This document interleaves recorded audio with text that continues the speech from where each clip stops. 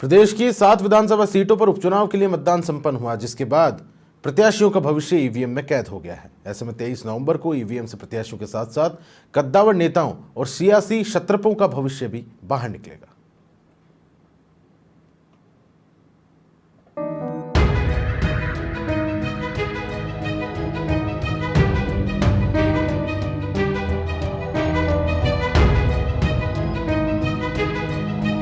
सात हुआ मतदान, प्रत्याशियों का भविष्य ईवीएम में हुआ कैद। प्रत्याशियों के साथ कद्दावर नेताओं का भविष्य भी ईवीएम में कैद। उपचुनाव परिणाम से कद्दावर नेताओं का सियासी ग्राफ होगा तय। उपचुनाव बड़े नेताओं के लिए वर्चस्व वाली जंग। प्रदेश की 7 विधानसभा सीटों पर उपचुनाव संपन्न हो गए हैं। प्रत्याशी और पार्टियां अपनी अपनी जीत के दावे कर रहे हैं। ऐसे में राजस्थान के उपचुनाव के परिणाम सियासी लिहाजे से बेहद अहम है। भले ही उपचुनाव परिणाम से सरकार पर कोई असर नहीं होगा, लेकिन वडोदरा के कई सियासी क्षत्रपों और कद्दावर नेताओं का सियासी ग्राफ जरूर हिचकोले खाएगा।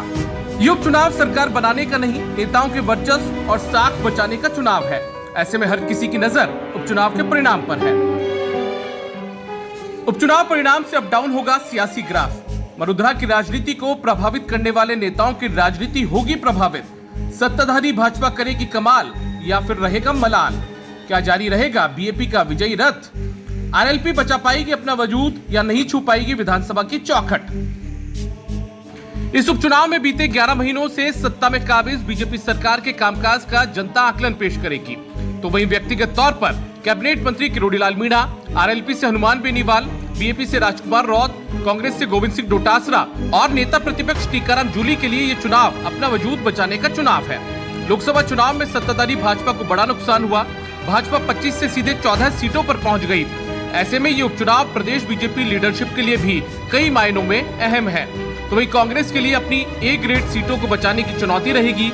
कांग्रेस अगर अपनी काबिज सीटों पर फिर से रिपीट नहीं कर सकी तो पीसीसी चीफ गोविंद सिंह डोटासरा और नेता प्रतिपक्ष टीकाराम जूली की लीडरशिप पर सवाल खड़े होंगे। वहीं जाट राजनीति के पावर केंद्र बनकर उभर रहे हनुमान बेनीवाल के लिए भी अपने सियासी करियर का सबसे चुनौतीपूर्ण चुनाव यह है। 2023 विधानसभा चुनाव में पर पहुंचने की लड़ाई में जूझती नजर आई तो नजर मेवाड़ और वागड़ की आदिवासी राजनीति के सिरमौर बनकर उभरे राजकुमार रौत पर भी है।